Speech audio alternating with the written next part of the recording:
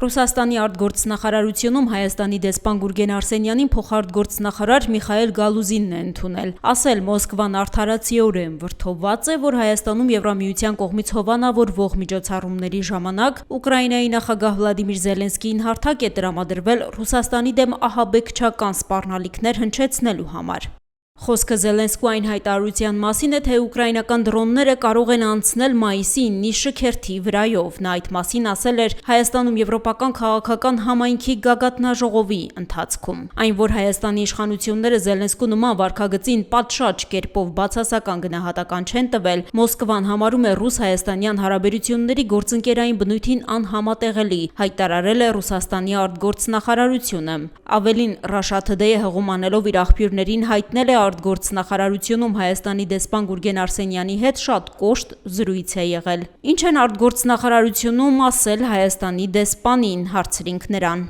Տեղի է ունեցել զրույց Ռուսաստանի արտգործնախարարության հրավերով։ Հանդիպել ենք, լսել ենք իրենց կողմից հնչեցված հարցերը, թեզերը եւ դրանք փոխանցել ենք Երևանին։ Գուրգեն Արսենյանը մեզ հորդորեց մանրամասների համար դիմել Հայաստանի արտգործնախարարությանը, որտեղից սակայն ասացին պաշտոնական Երևանն առայժմ չի մեկնաբանում տեղի ունեցածը։ Ավելի վաղ Ռուսաստանի արտգործնախարարության պաշտոնական ներկայացուցիչ Մարիա Զախարովան էր հայտարարել Հայաստանի իշխանությունների ներկա արտաքին քաղաքական կուրսը վաղ-թե-ուշ կհանգեցնի Հայաստանի անդառնալի ներգրավմանը Բրյուսելի հակառուսական գծում։ Նա ասել էր նման սցենարը քաղաքական ու տնտեսական հետևանքներ կունենա Հայաստանի համար։ Զելենսկու Հայաստանում արված հայտարարությունները, որոնք լարվածություն են ակնհայտորեն առաջացրել հայ-ռուսական հարաբերություններում, արդեն բացասաբար չեն ազդել դրանց վրա, հարցրինք Հայաստանի դեսպանին։ Հայ-ռուսական հարաբերությունները գտնվում են այն նույն մակարդակի վրա, որում գտնվում էին վերջին ժամանակահատվածում։ Ապրիլի 1-ին վարչապետի այցը Մոսկվա արձանագրեց հայ-ռուսական հարաբերությունների ողջ ծավալը։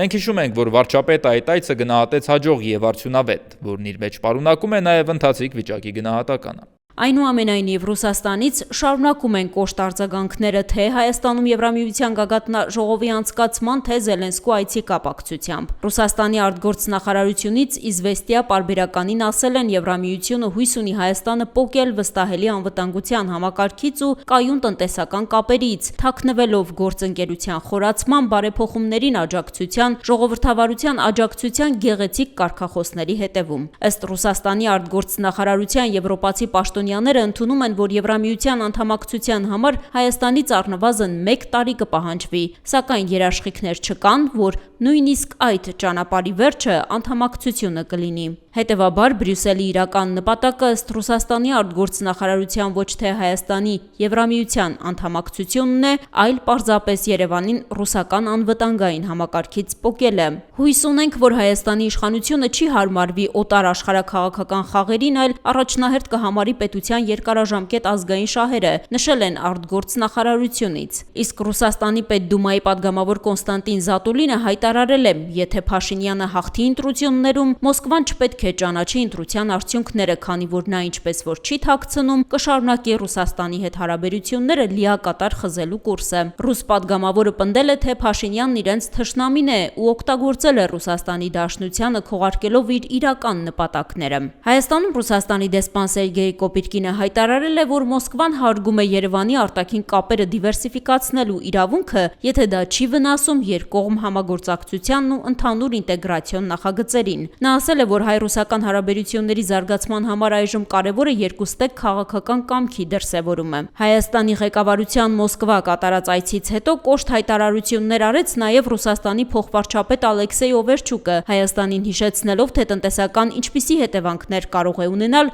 Եվրամիության ինտեգրման քաղաքականությունը։ Նմանատիպ հայտարարություններ լինում են, տարբեր կարծիքներ կան զրուցակիցների մոտ այն հարցի հետ կապված, որը վերաբերում է Հայաստանի կողմից որդեգրած Եվրամիության հետ ավելի սերտ հարաբերություններ ունենալու վերաբերյալ։ Ռուսաստանում Հայաստանի դեսպանն առաջարկում է սպասել ընտրությունների արդյունքներին ու նշում դրանից հետո էլ Ռուսաստանի հետ մեր օրակարգը պետք է շարունակվի բնականon հունով։ Ես ռուս պաշտոնյաների հետ հանդիպումների ժամանակ միշտ ասում եմ, ես այս պահին չեմ մտածում հունիսի 7-ի մասին որպես դեսպան։ Ես այս պահին սկսում եմ մտածել հունիսի 8-ի մասին, որովհետև հունիսի 7-ը կլինի, Հայաստանում կձևավորվի իշխանությունը, բայց մեր հարաբերությունները պետք է շարունակվեն, եւ այդ հարաբերությունների հետ կապված մեր օրակարգը, ծանրաբեռնվածությունը, գործողությունները պետք է շարունակել բնականon հունով։